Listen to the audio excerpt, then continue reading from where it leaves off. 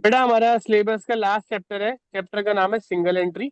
इसको हम accounts for incomplete records भी कहते हैं। Accounts for incomplete records. बेटा याद ध्यान से समझना बात, मैं आपको इसका जस्ट समझाता हूँ अगले 10 मिनट में। देखो बेटा, डबल एंट्री सिस्टम किसने फाउंड किया था? आर्यन, डबल एंट्री सिस्टम किसने फाउंड करके दिया था हमें? क्या ना, who is the father of accounting?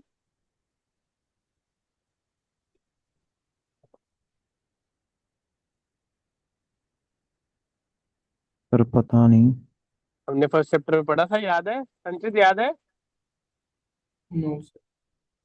Manya, first chapter आना ना सिलेबस में, टेस्ट में कल। Who is father of accounting? पता है कि नहीं? नहीं सर। किसी को याद है? एनीवन? बेटा मैंने आपको जब नई नई अकाउंट शुरू की थी, वो जो वीडियोस है ना, वो यहाँ काम आएंगी अब।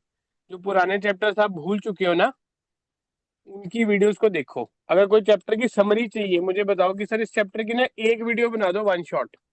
हम एक लेक्चर लगा लेंगे, 1 घंटे की वन शॉट बना देंगे। उन वीडियोस को, थ्योरी कंसेप्ट वाली वीडियोस देखो, सम्स की वीडियोस देखने की जरूरत नहीं है। सो दैट आपको रिकॉल हो जाए सारा बेसिक। वीडियोस यहाँ पे बहुत काम आएंगी। विपिन मान्या, फर्स्ट चैप्टर की थ्योरी की रोज 15 मिनट एक वीडियो देखते रहना घर पे, ठीक है? लुका पिशोली एक मैथमेटिशियन था, 1400 में उसने एक बुक लिखी थी जिसके अंदर दो चैप्टर्स के नाम लिखे थे, डबल एंट्री सिस्टम। तो इसका मतलब 1400 सीसी से पहले कुछ ना कुछ तो हिसाब रखने का कोई तरीका चलता था। उस तरीके को सिंगल एंट्री कहते हैं आज के दिन में। आप लोग बेटा, हमारी इंडियन कल्चर में उसको और नामों से जाना जाता है, मुंशी कहते हैं, ठीक है ना? आप कई बार वो जाते होगे, स्कल्पचर्स देखते हो ट्रेडिशनली कल्चरली, जैसे हवेली जाते हो, हवेली के बारे में एक कल्चर बनाया होता है, एक बंदा लाल किताब है उसके ऊपर लिख रहा है। तो that use to be legends of old times. अब तो बेटा डबल एंट्री ऑनलाइन चलेगी, ऑनलाइन से अब एआई में चली जा रही है, ठीक है ना? तो टेक्नोलॉजी इज चेंजिंग, पर कंसेप्ट तो सिंगल एंट्री डबल एंट्री है। सिंगल एंट्री को हम क्या कहते हैं? देखो डबल एंट्री के अंदर, ठीक है, ये मैंने इनको सुबह समझाया था दोनों को, इसलिए थोड़ा लिखा हुआ है। डबल एंट्री में हम दो चीजें रिकॉर्ड करते हैं, डेबिट एंड क्रेडिट। हम अपने कन्वीनियंस के अकॉर्डिंग, जरूरत के हिसाब से लिखते हैं। जो ऑनर होता है वो अपनी जरूरत के हिसाब से लिखता है, उसको अपना प्रॉफिट चाहिए, वो उसके अकॉर्डिंग भी मेंटेन करता है। देखो, हमारे पास तीन तरह के अकाउंट होते हैं, nominal, real and personal. Double entry system कहता है हमें सारे अकाउंट्स बनाने हैं। We have to maintain each and every account. Salary का खाता, लेजर अकाउंट याद करो, वेजेस का अकाउंट, सारे खाते बनाने हैं। लेकिन सिंगल एंट्री पता क्या कहता है? जो अकाउंट मुझे लगता है मेरे काम का वो बनाएंगे। जैसे हम लोग एज अ स्टूडेंट और as a person, as a इंसान, हमारी साइकोलॉजी क्या होती है, जो मतलब की चीज है उसको याद रख लो, ठीक है ना? बाकी भूल ही जाता है, हमारा दिमाग रिटेन ही नहीं करता। कोई जबरदस्ती कह के याद करवाएगा तो अलग बात है, ठीक है ना? तो सिंगल एंट्री कन्वीनियंस अकाउंटिंग है। मैं कैश का अकाउंट बना रहा हूँ, ठीक है? कैश के अलावा जो मुझे खाते जरूरी लगते हैं, अकाउंट जरूरी लगते हैं, सिर्फ वो मेंटेन कर रहा हूँ। I am not maintaining every account. मेरा प्राइम पर्पस है, मेरा अपना प्रॉफिट डिटरमाइन करना है, उसको कहते हैं स्टेटमेंट ऑफ प्रॉफिट। क्या कहते हैं उसको? Statement of profit. तो हम लोग एक फॉर्मेट यूज करते हैं प्रॉफिट निकालने के लिए, उसके क्वेश्चंस करेंगे आज। क्लोजिंग कैपिटल, ओपनिंग कैपिटल, दो चीजें होती हैं। एक छोटा बिजनेस है, सोल प्रोप्राइटर है, उसके बिजनेस के शुरू में 10,000 रुपये है उसके पास, उसने 10,000 से बिजनेस स्टार्ट किया। साल के एंड में उसके पास 50,000 रुपये है। पूरे ड्यूरिंग द ईयर क्या क्या काम हुए, स्टार्टिंग के जो थर्ड चैप्टर के काउंटिंग क्वेश्चन की, फिफ्थ चैप्टर के क्वेश्चन की, तो याद करो। उसने कुछ पैसे नए डाले हैं, उसको एडिशनल कैपिटल कहा जाएगा। उसने कुछ पैसे निकाले हैं, उसको ड्राइंग्स कहा जाएगा। उन सब ट्रांजेक्शन्स का हमने एक डिटेल निकालना है, उसके बेसिस पे हमने प्रॉफिट और लॉस डिटरमाइन करना है, ठीक है? सबसे पहला काम है प्रॉफिट लॉस डिटरमाइन करना। तो आपको कि प्रॉफिट लॉस हम, अब आपने बेटा फाइनल अकाउंट में नेट प्रॉफिट और ग्रॉस प्रॉफिट निकालना सीखा, लेकिन यहाँ पे अब आपको प्रॉफिट निकालना है, लेकिन बिना P and L balance sheet बनाए निकालना, ठीक है? अब एक difference, very very important difference बेटा, थ्योरी का क्वेश्चन ना कई बार टीचर्स डाल देते हैं, वेरी इंपॉर्टेंट, बैलेंस शीट और स्टेटमेंट ऑफ फेयर्स। ठीक है, उसके अलावा एक और डिफरेंस है, यहाँ पे शायद बनाया नहीं हुआ, आप लोगों ने एक डिफरेंस बुक के फर्स्ट पेज पे बना हुआ है, difference between single entry and double entry, मान्य मिल गया, देखो बुक के ऊपर, विपन पढ़ के जाना उसको, टीचर्स ने कई बार 4 नंबर का क्वेश्चन डाल देते हैं। ठीक है, अब हम सिंगल एंट्री की थ्योरी को डिस्कस कर लेते हैं। मैंने ग्रुप पे आज पहले ही भेज दी है, इसको राइट कर लेना थ्योरी कॉपी पे, क्योंकि फिर मिस हो जाता है। चलो रीड कर आ रहे हैं बेटा।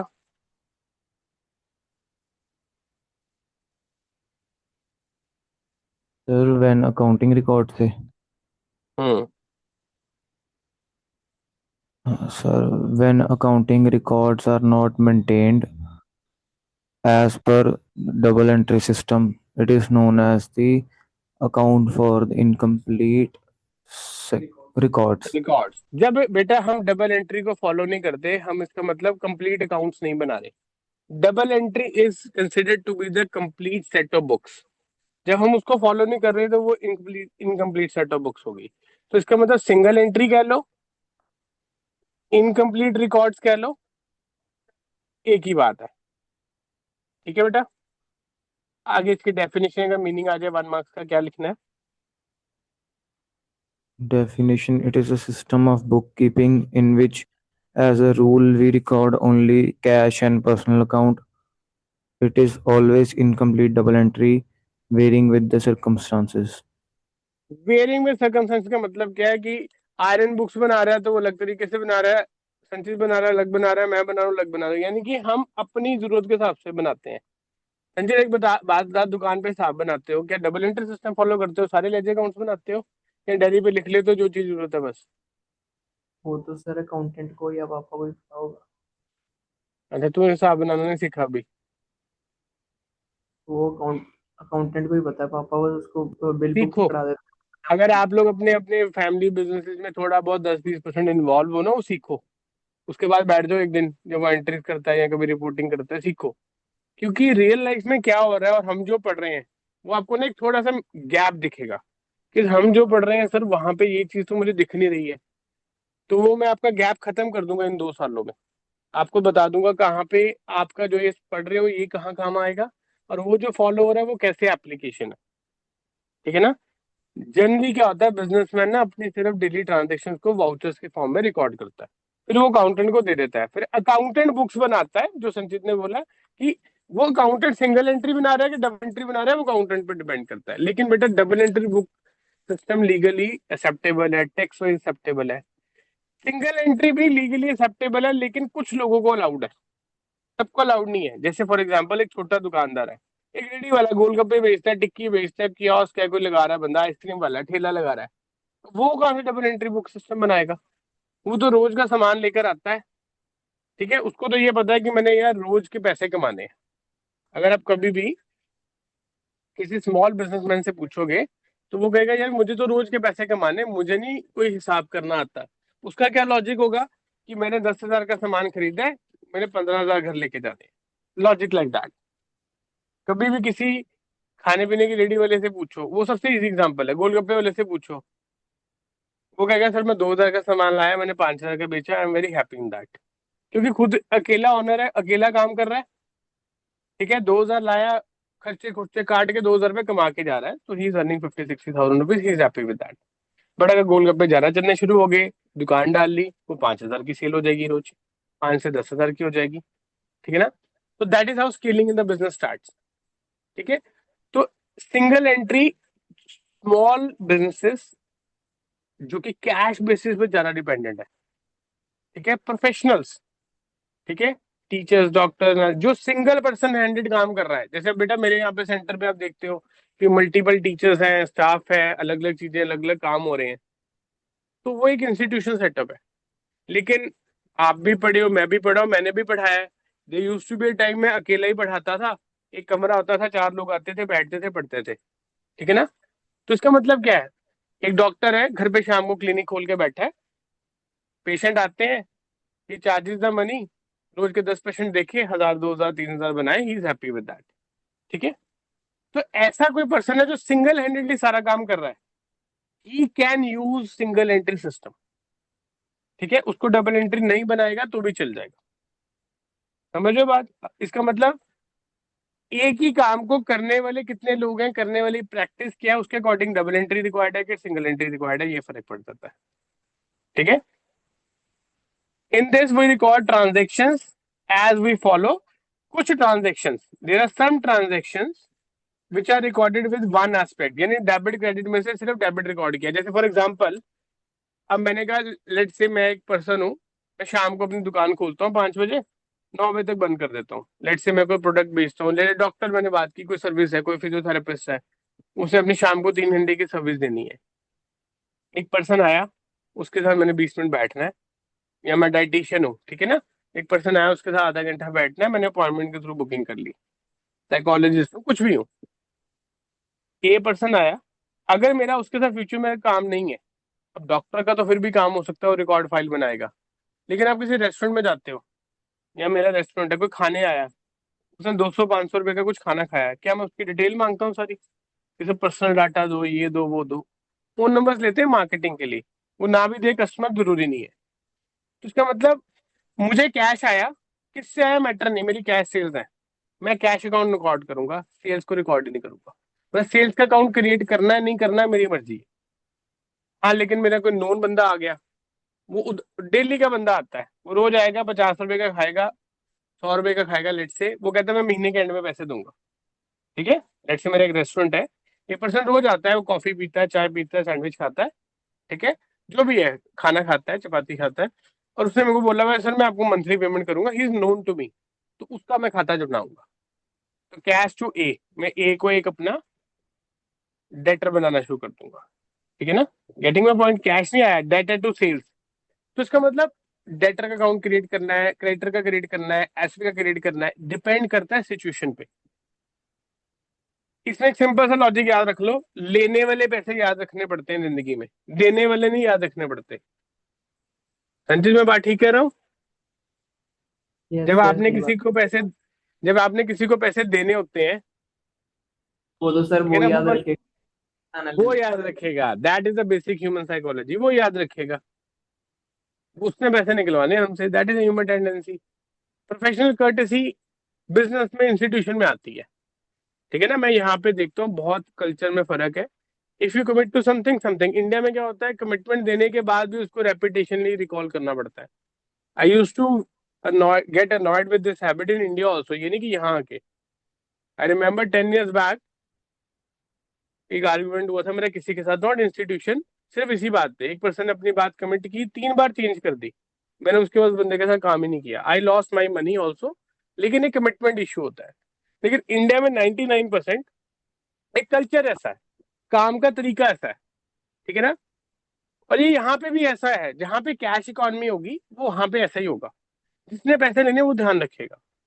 तो कौन से खाते मेंटेन करने, कौन से नहीं करने, ये सिचुएशन और बिजनेस पे डिपेंड करता है। कुछ ट्रांजैक्शन में हम सारी ट्रांजैक्शन को इग्नोर कर देंगे, जैसे डेप्रिसिएशन ऑफ फिक्स एसेट है, नोट ही नहीं करेंगे। अब एक वो मशीन रखी फिजियोथेरेपिस्ट ने, 10,000 की मशीन है, ला के रख ली, 2 साल बाद खराब हुई, 10,000 की नहीं ले आया, वो कोई डेप्रिसिएशन मेंटेन नहीं कर रहा। कितने घंटे मशीन चली, कितने आवर्स चली, कितने महीने यूज की, उसको मतलब ही नहीं है।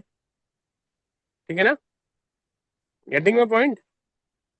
तो इसका मतलब मशीनरी की कैरिंग कॉस्ट, कॉस्ट कंसेप्ट, ये सारे कंसेप्ट, इतने सारे जो कंसेप्ट हम पढ़ते हैं, ये किसको रिक्वायर्ड है किसको नहीं रिक्वायर्ड है, ये बिजनेस में एंटिटी पे डिपेंड करता है। कुछ ट्रांजेक्शन होंगी जिसमें हम एक चीज रिकॉर्ड कर रहे हैं, कुछ में कुछ नहीं रिकॉर्ड कर रहे हैं, कुछ में डेबिट क्रेडिट दोनों कर रहे हैं। इसमें हम ना डेबिट कर रहे हैं ना क्रेडिट कर रहे हैं, इसमें डेबिट और क्रेडिट एक चीज कर रहे हैं, तो इसका मतलब इसमें ऐड कर रहे हैं। तो इसका मतलब सिंगल एंट्री में किसी भी तरीके से काम रिकॉर्ड हो सकता है। इसके फीचर्स, ये छुरी आ जाती है कभी कभी, विपन पढ़ के जाई, 3 नंबर में छुरी डाल देते हैं कभी कभी। सूटेबिलिटी, किसके लिए सूटेबल है ये काम, जो मैंने अभी बोला, जैसे छोटे बिजनेसमैन के लिए, ठीक है ना, प्रोफेशनल्स के लिए, कैश में डील करने वाले लोगों के लिए। ठीक है, तो अगर क्वेश्चन आ जाए कि बिजनेस और प्रोफेशन में से सिंगल एंट्री किसको सूटेबल है, आंसर इज प्रोफेशनल्स। बिजनेस किसको सूट डबल एंट्री किसको सूटेबल है, बिजनेसमैन को। यूनिफॉर्मिटी, अगर आपको हर बार एक जैसा काम चाहिए तो ये मेथड आपके काम का नहीं है। ठीक है ना। ये कन्वीनियंस के बेसिस पे चलता है। अगर आपको हर बार सेम काम चाहिए तो डबल एंट्री फॉलो करो। इसमें पर्सनल अकाउंट्स मेंटेन करते हैं क्योंकि हमने किससे पैसे लेने हैं वो याद रखेंगे। तो और वो पैसे पर्सनल अकाउंट होते हैं, ठीक है। कैश बुक मेंटेन होती है सेम वैसे जैसे डबल एंट्री में होती है। जैसे हमारा बेटा यहाँ पे बैलेंस शीट टैली होता है ना डबल एंट्री में, या ट्रायल बैलेंस टैली होता है, सिंगल एंट्री में कैश टैली होना चाहिए। क्या टैली होना चाहिए? Cash.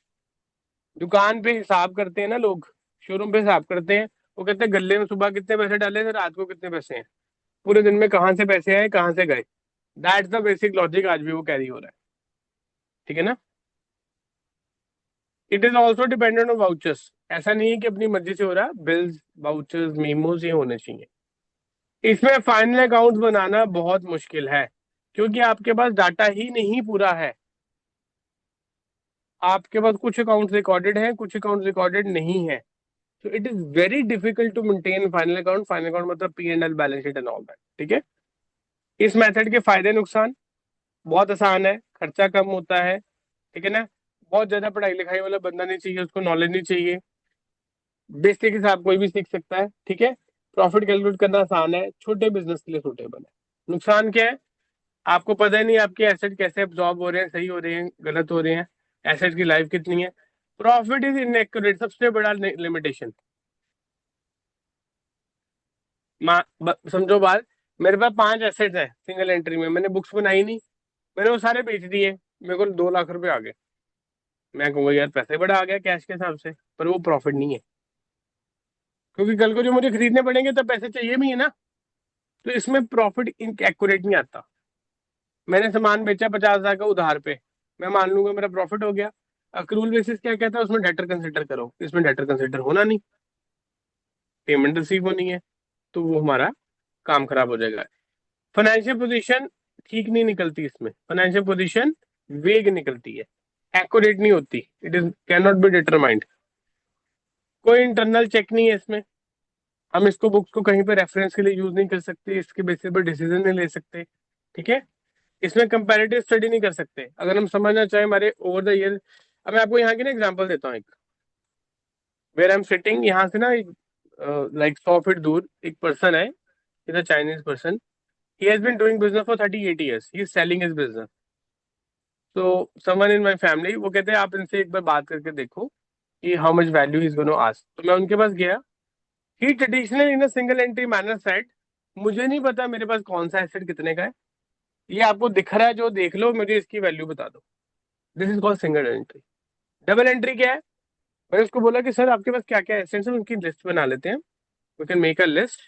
I was dealing in behalf of someone, ठीक है, कि आपके पास रेफ्रिजरेटर है, आपके पास फर्नीचर है, आपके पास प्रिंटर है, आपके पास शो केसेस है, आपके पास ग्लासेस है, X Y Z, he has a showroom, ठीक है। तो उनकी एक लिस्ट बना लेते हैं, उनकी न्यू की वैल्यू क्या है, ओल्ड की वैल्यू क्या है, मार्केट वैल्यूएशन निकाल लेते हैं। अगर आपने कभी वैल्यूएशन नहीं निकाली, आपके पास बिल्स हैं कि आपने कितने खरीदे हैं, तो अलग बात है, ठीक है, वो तो मेरे पास बिल्स नहीं है। तो इसका मतलब जब आप बिल्स रिकॉर्ड करते हो, डेप्रिसिएशन अकाउंट बनाते हो, एसेट अकाउंट बनाते हो, तो इसका मतलब आप उसको डबल एंट्री फॉलो कर रहे हो, ठीक है। तो उस पर्सन का इतना नुकसान हुआ, मतलब मैं आपको बताऊं, जो उसके बिजनेस की एक एक्स वाई जेड वैल्यू निकल रही थी genuine, because 38 years is a very big time, he is 72 years, he is retiring, तो वो अपना बिजनेस बंद कर रहा है, he is closing his business. If he would have maintain the books, he would have been able to sell that goodwill of the business to someone, उसके बदले वो कुछ पैसे एक्सवाइजेड वैल्यू कमा सकता था। मैं ये सेंटर चला रहा हूँ, मैंने एडवांटेज लर्निंग का आईपीआर लिया हुआ है, क्यों ला रहा हूँ?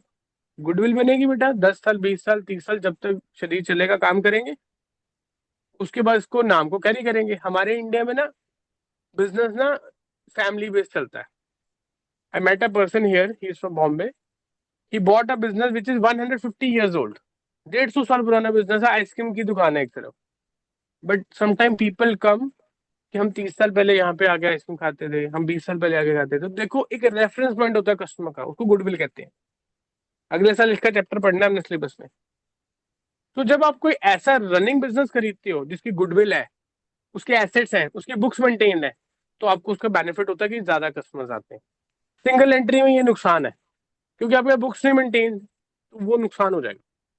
तो सिंगल एंट्री शॉर्ट टर्म में नया बिजनेस शुरू कर रहे हो तब उसको अपना लो, कि आपके पास सेल्स नहीं है, खर्चा नहीं कर सकते, अभी बंदे नहीं रख सकते, अकाउंटेंट को पैसे नहीं दे सकते, जीएसटी एनरोल नहीं कर सकते, सिंगल एंट्री लगाओ। मैंने भी लगाया पहले, ठीक है, लेकिन 2018 के बाद शायद मैं डबल एंट्री फॉलो कर रहा हूँ। रीजन क्या है? You want to grow in the business, ठीक है ना। ग्रो करना है तो आपको सिस्टमेटिक चलना पड़ेगा, ठीक है। उसके बाद आगे इसमें हम करते क्या है, दिस इज वेरी इंपॉर्टेंट, ये प्रैक्टिकल एस्पेक्ट है। सिंगल एंट्री में हम प्रॉफिट निकालते हैं और स्टेटमेंट ऑफ फेयर्स बनाते हैं। दो चीजें बनती हैं प्रैक्टिकल की, one is statement of profit, ठीक है, एक बनती है हमारी स्टेटमेंट ऑफ प्रॉफिट,